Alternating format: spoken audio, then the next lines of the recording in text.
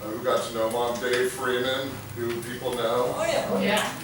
Dave's dad, incidentally, was a board member here, That's right. I am told. So Dave is here. Joe, hi, where are you? Joey. Joe was one of my mom's favorites. He always sought her out. Joe's a photographer for KSN, and he always sought her out on rallies to do interviews. And she would call me, Joe interviewed me today, it was so great. And I always get a kiss on the cheek from Right, her. is Carlos around? I'm here, yeah, thank you. Carlos is a good friend of mine who I worked with in Kansas City. He got to know Mom. He's very liberal, so he fits in very well.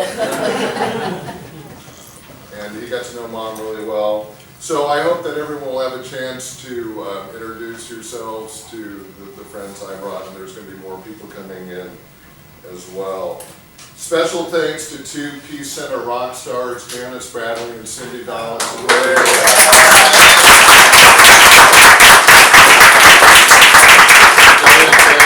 have been incredible helping me organize this. And in addition, Cindy made an unbelievable DVD about Mom that meant so much to her in her days in Miami. Remember Jennifer, my wife Jennifer, it was mandatory viewing when we went to go down to Miami. So, in addition, Jennifer and Janice and Cindy helped clear out my mom's apartment, and that was probably the toughest thing for me to do, because for those of you who ever went to an event there, she just had a knack for making it just come alive like nobody else could, and that was really hard for me to go into that dark apartment when she was no longer there. So that was really tough, and I appreciate you guys helping out with that so much. Now, maybe I'm too late in saying this, but I'm not going to talk long. Jennifer doesn't believe it. Yeah, my son. Yeah, part of that. Yeah, Dave's giving me a rap. Part of that is to honor my mom's wishes because of her many great attributes. I'm sure you guys found this out. She had a great sense of humor. When she would go to an event, I couldn't wait for the next morning to ask her how it went, because so often she would say, it was a great event, but my God, if those people spoke any longer, I was going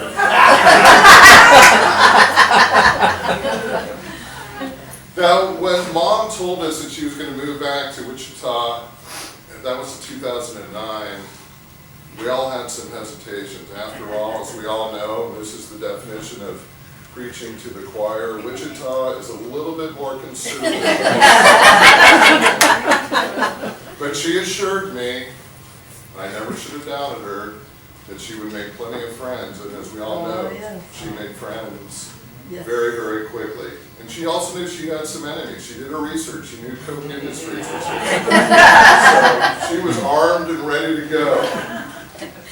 You know, and of course, a big reason that I felt okay with her moving here was this exact place, and this is why we had this gathering here, because it meant so much to her. It was like her home away from home.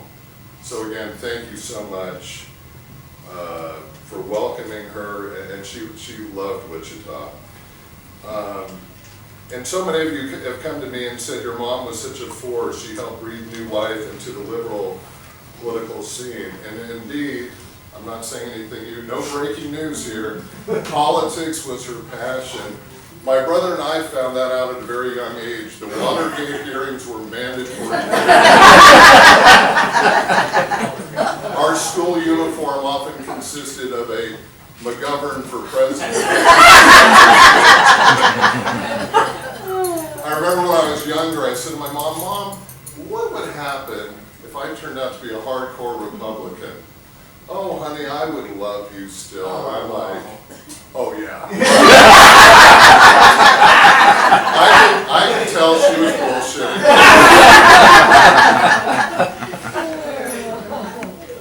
So again, although she was a force to be sure, please know that she was mutually appreciative of all of you and how she found people of such like mind. It was just just a perfect fit. Her life in LA really had grown kind of stale. Los Angeles, if you've ever been out there, it was a very, very tough place to live. She really wanted to get out. Wichita was the perfect answer. She would always say, God, what a great city, so easy to get around. And she really felt like she made a difference here too. She felt so loved and welcome. I want to reassure everyone that despite what she was dealing with, Mom was happy in Miami. She spent the last 9 months there. She was diagnosed last August, and we went to a bunch of doctors, and they just could not figure out what kind of cancer it was. My brother, as I mentioned, is a doctor in Miami. He felt very strongly that she should go down there. And given the winter we had, I'm very glad she did, because it would not have been fun going to doctor's appointments in the winter we had. And she made the most of it in Miami. We visited her a couple times. She read about 10 books a week, shocker there. Books that were so heavy intellectually, I would just look at the titles and shake my head and say to myself, how does she understand this stuff? Like Freudian theory on Marxist ideology, mixed in with theories of biology. I mean, just like, one time, seeing these books reminded me that one time in LA, my brother walked into an apartment and just goes, God, don't you have anything like you? Like a People magazine.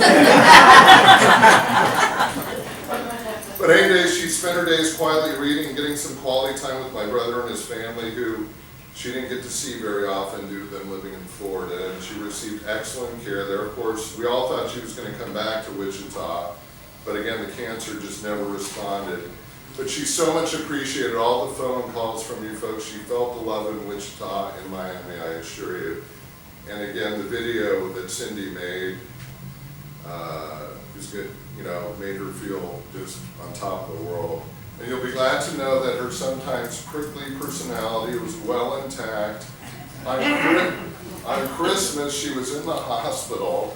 Jennifer and I talked to her, and we were, of course, very upset. She goes, oh, you both are such big babies.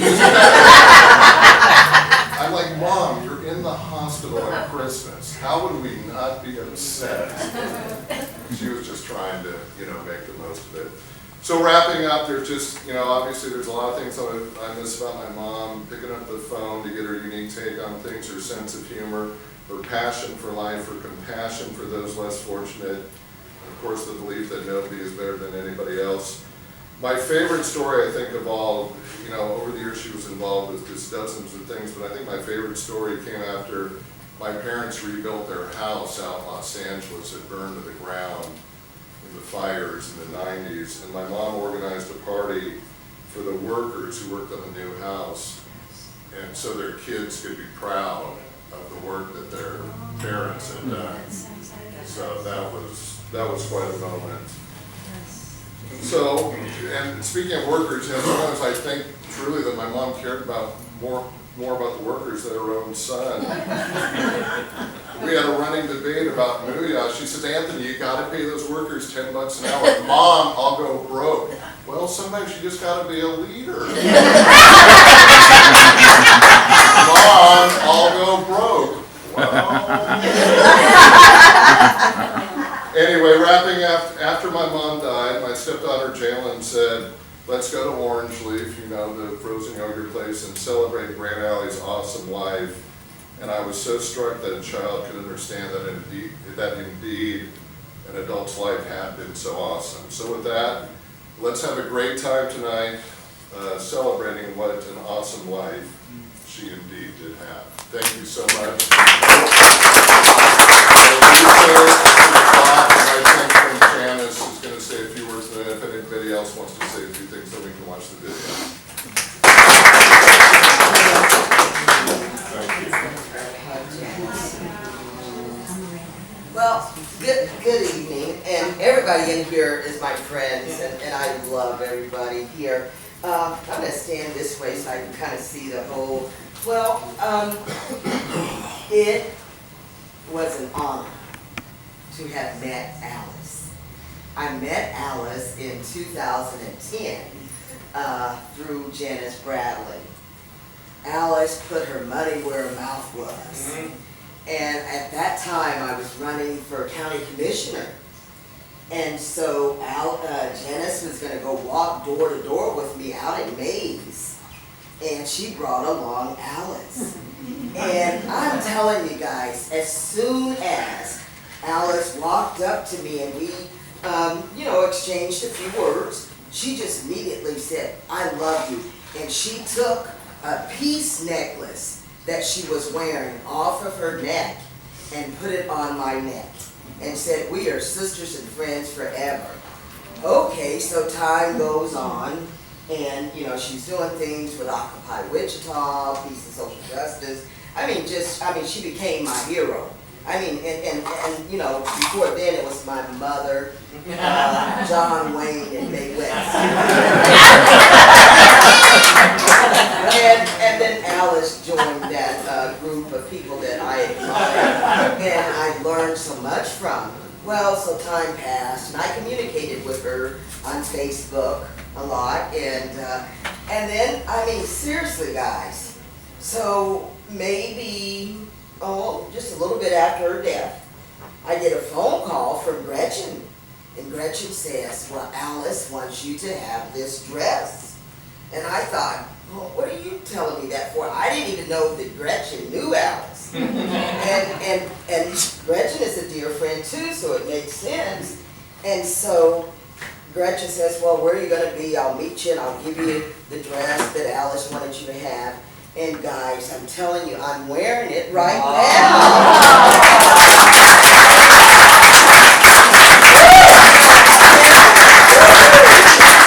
It fit perfectly.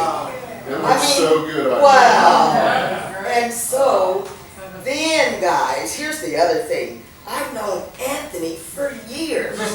With Channel 3, he'd always do me the honor of calling and saying, "Well, I want to get the perspective from a good Democrat." He really, and I started to trust him.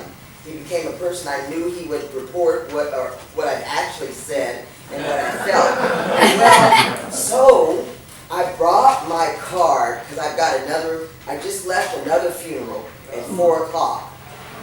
If any of you knew Michael Bolton, left his service, and then I've got to go back to the Democratic Convention at the Murray Broadview Hotel. So I brought this card in, Dottie, Janice. I was just going to give it because Janice Bradley said, "Well, Lisa, I hope you can come. Alice's son would like for you to come."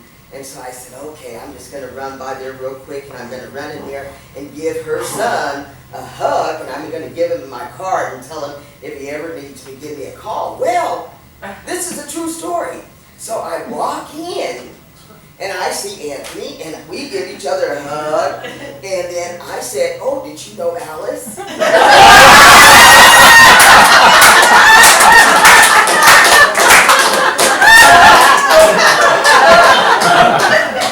Small world. And that's all her son. I'm like, "You never know." So it makes sense. Alice, and then to have, Alice A, Anthony A. My brother's Alex. Oh, well, she touched my heart.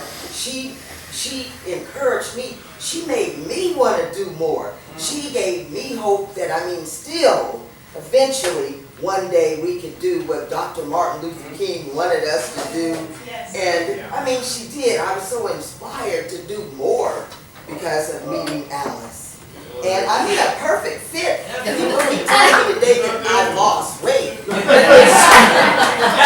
like, "Oh wow, this is a bad thing." So anyway, I loved her, and it's just an honor to have met her. Thank you, Janice, for introducing me to her. Thank you so much. So God bless you.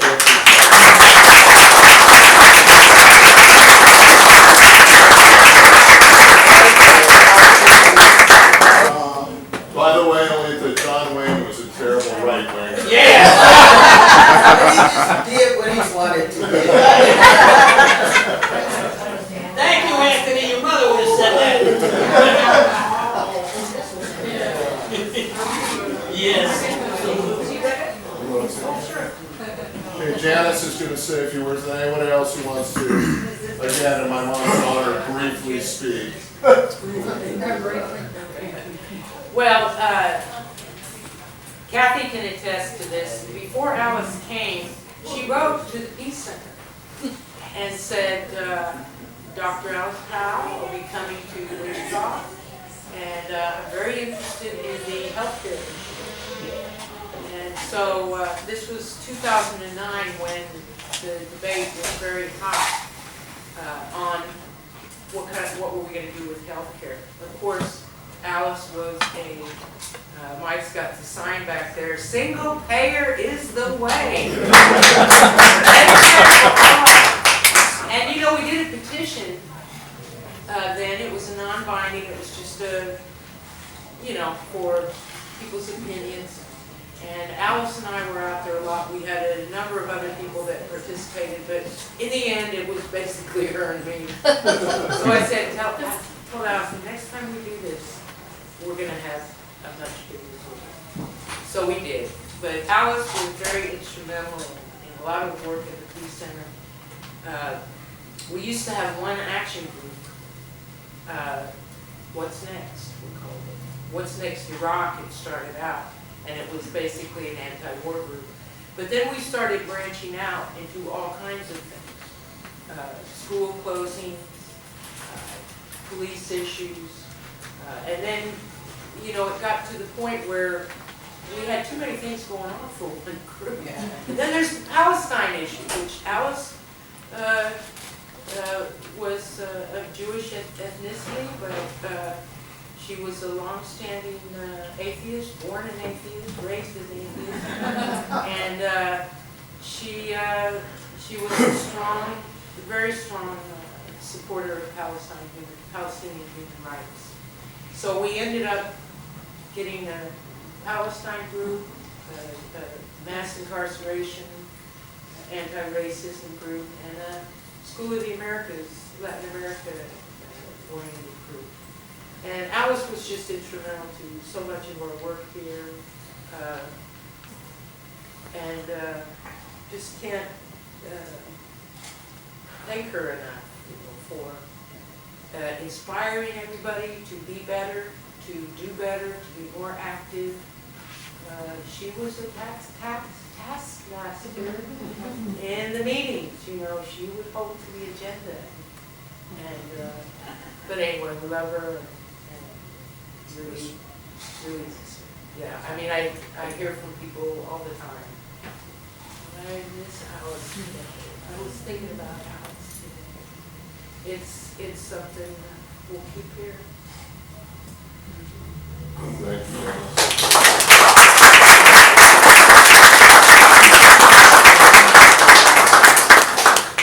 Alice changed my life.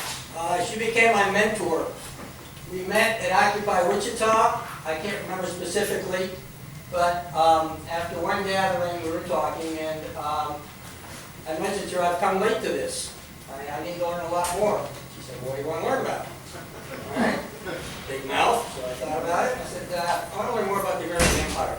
Okay, not think anything of it. And a couple of weeks later, we're having a general assembly of Occupy out in front of the library downtown. It was a nice day.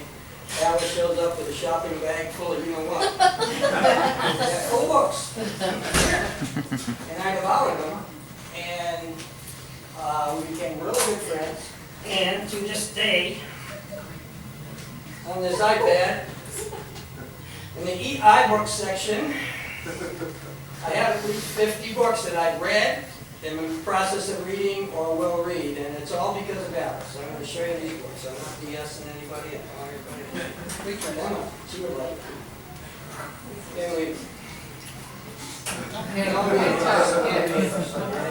Okay.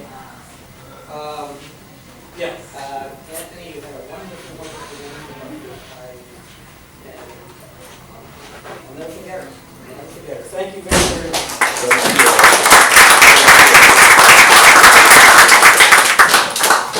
Anybody else? I just wanted to pick up where both Liz and Bill spoke. And I have this mantra now because of Alice. And she had this ability when we were making arrangements, when we were like doing all the busy work or something, to always kind of be calm and methodical and know what to do. So not too long ago, I was in charge of getting something ready, and I consider myself pretty good at that, but I suddenly felt frustrated. And then I thought, what would Alice do? And that just helped me, and it just, gathered my thoughts, and I went on, and even before that, I've just been so struck and so amazed and so kind of admiring of Alice.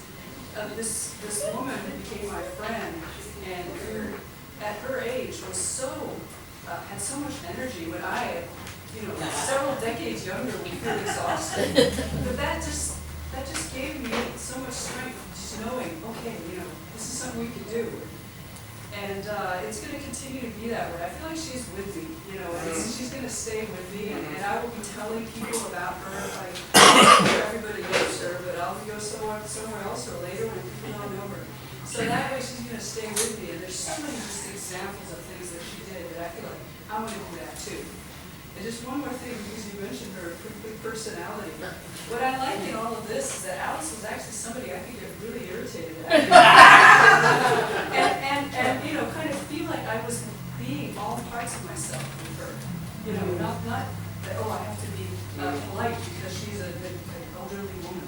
She was my friend and equal and treated me that way. So I could treat her that way too. And I think that's just so admirable. It's really unusual. So I wanted just to share that. Thank you so much.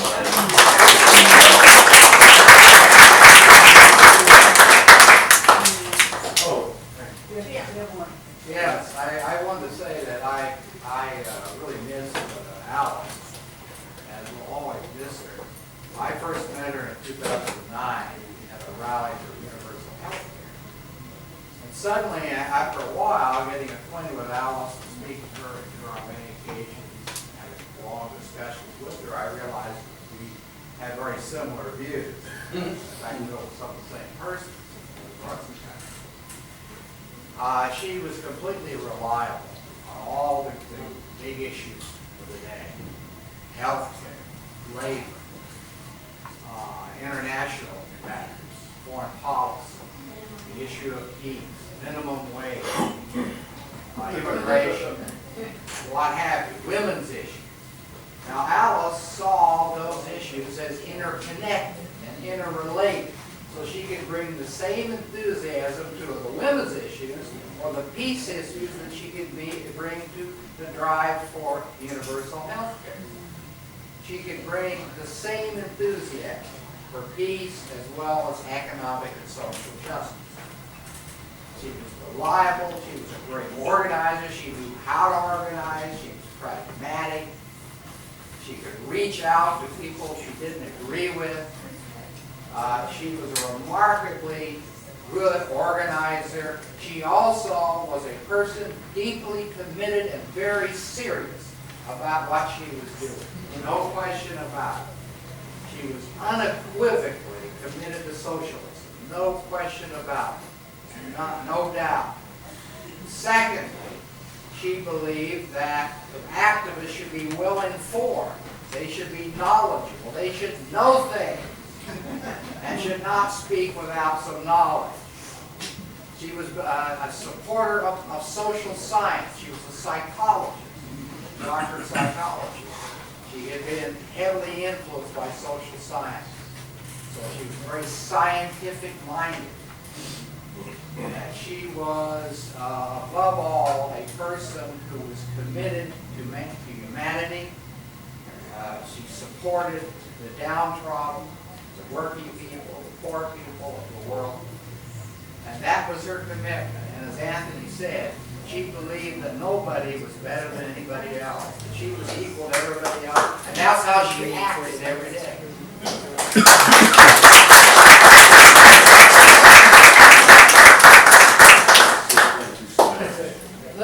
Yeah, I got in, me and Bill, we kind of got in the same time, and it was a toss-up which one of us was the craziest of everybody. So I needed a keeper. I still need a keeper, but not as bad. And even, I was so glad he was my keeper.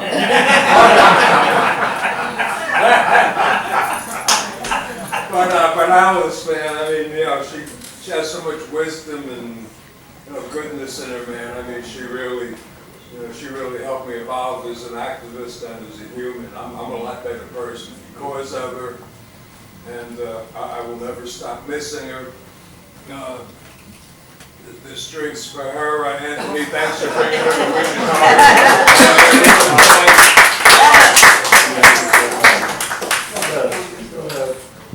Take you back to when she first came to the Peace Center, and I didn't know what Janice knew, that she had contacted the Peace Center. So I didn't know her from Adam or Anthony. and we were sitting having our Saturday morning meeting. You know, with a few of us, maybe 7 or 8 people, not a big crowd, the hardcore. And there was this lovely woman sitting there, and I think it said Peace. And she introduced herself, and it was like, what is this great day? Who is this lady? Who, you know, it was just so great. And then afterwards, I said, Janice, who is this great person? And she said, oh, she's Anthony Powell's mother. And, you know, I remembered that Anthony was a supporter of ours, and of course I've seen him on TV because I watch TV. And so I just want to say one more thing about her lack of dogmatism, which he didn't always come across, which was that I personally, we became good friends, and she found out that I read only 98% fiction. Only. And she was interested in that since she didn't read very much fiction. Did she give you one of her famous eye rolls? No, because we were already friends. That didn't matter. She gave me an eye roll every other day. So anyway, but the great thing is, which of course endeared her to me, was she said, oh, what do you recommend? Well, you know, this is my favorite thing, if anyone wants to ever know, is to recommend novels. And then the great thing was, the very first one that I recommended, which is, now is my opportunity, The Given Day by Dennis Lehane, which is a brilliant political, historical novel about 1919 Boston and the police strike. It covers every issue that ever hit America, that still hits America, every issue. It is a great novel, written about 6 years ago. And she loved it. And so I said, I love you. I already love you. No, that isn't fair. I mean, I already love you. Anyway,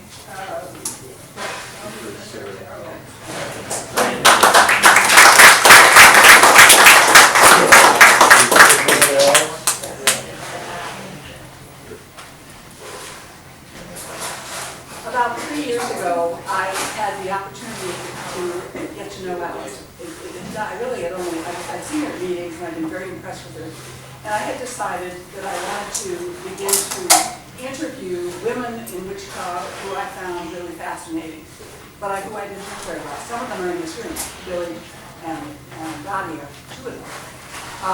And I asked Alice if we could meet. And we met, we were supposed to meet at Panera, but when we got the wrong, we each got different. So it was one of these, oh my goodness, this was a great way to start it off. And she did not know how to use a cell phone. So Well, we began conversations about her life, and I took copious notes, and then we had a second conversation about her life.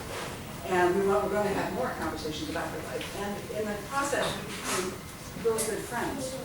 And last year, in August, we were told, before we left the country, that she called and told us that she had this strange cancer. And then over the course of this past year, we communicated regularly, and we were talking on the phone quite often, as many of you do in this did. One of the things that she decided she wanted to do for her children and her grandchildren and those that come after was to have a record of her life, and also to have because there are things that happened in her life, and she has an incredible history, just an amazing history. the man in her life, the things that she's done with her life in California and here and elsewhere. And so we began talking on the phone and working up from those beginning notes to try to get together a biography of Alice. It was one of the most wonderful moments for me of my life. I will never, ever forget those conversations. And I have her notes. I sent her a manuscript, and she'd send it, not manuscript, a little big several sheets of paper, she'd type, and she'd send them back to me. And then we get on the phone and talk about it. And then she said, she called one day and she said, you know, I don't really want to wait to have a funeral and have people speak about me. I would really, she said, I don't know if this sounds arrogant, but I'd like to know what people will say about me. She said, so I'm putting out a call to ask people to write me emails. And a lot of you in this room wrote those emails. And she said, would you help me, get them printed off so I can start 2 notebooks, one for each of my sons. I thought, what a brilliant idea. So I had the privilege also of reading all of these emails that came into her, that from people who loved her from so many different perspectives. Finally, Alice would call us quite regularly, and she would always the first thing she said was, "How's Mike?"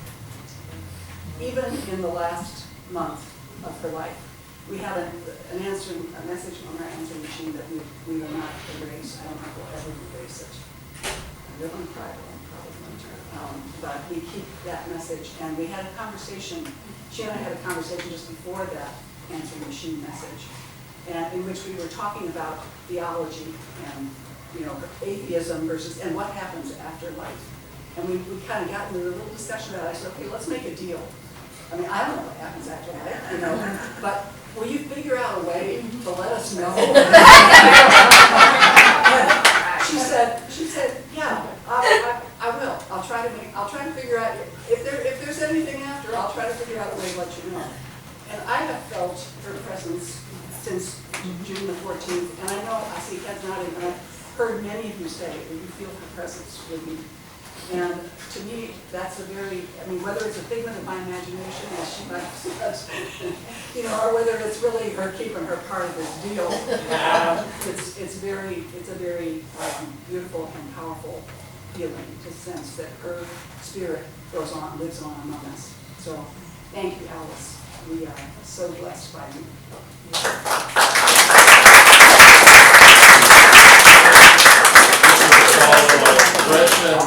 Gretchen was solely responsible for the incredible obituary that appeared on Monday, June 16th, about my mom. And I just couldn't believe it when I opened up the paper and saw that. So thank you so much. I'm going to have it.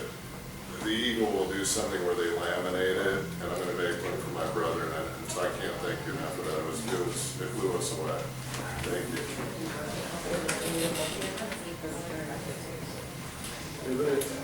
Well, I feel like my comments are not worthy after what you just said, Gretchen. But the truth is, what I knew of Alice was the Alice that you've all described, but I also knew another side of her, and I'm sure you did too, and that's it. She was such an elegant woman and so interested in arts. I would see her at the symphony. She would be at Doc Howard's at the jazz concerts. She struck such an elegant pose, and there was just this effervescence about her that it didn't matter that I'm dragging. It's 10. It's 10:30. I need to be in bed, but not Alice. Alice is there, and she's just so full of life. What an inspiration to just never stop going. And I love that about Alice. It made her such a complete woman from stem to stern. Yes.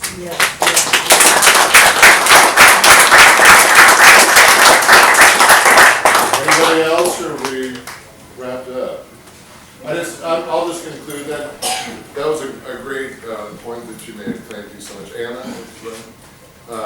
My mom loved music, and I'm very thankful to Dave Freeman, because they really bonded over jazz. And she, you know, everyone knows Dave, and my mom was a ham, and it made her feel good to be hobnobbing with Dave about jazz. One more thing I just want to make, it was said that she would reach out to those who opposed her. I agree, but it didn't always end well.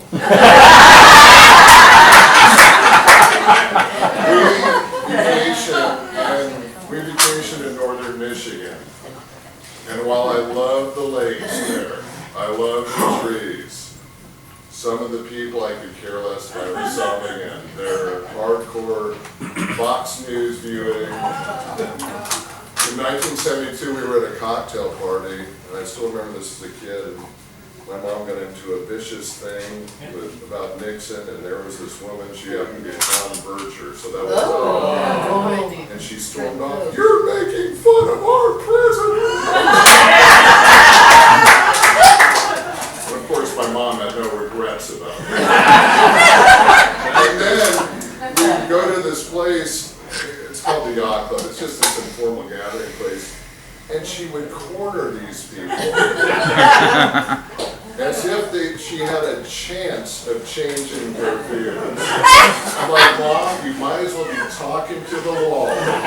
She was an addict. She just couldn't help herself. So, you know, thank you guys so much. I mean, this has been, I was really looking forward to this. This has been so much more than I ever could have imagined. I hope we can all stay very close. And again, moving here to Wichita was the best thing that could ever happen to my mom. It gave her a second life, and for that, me and my family will be forever grateful. So let's have a great time.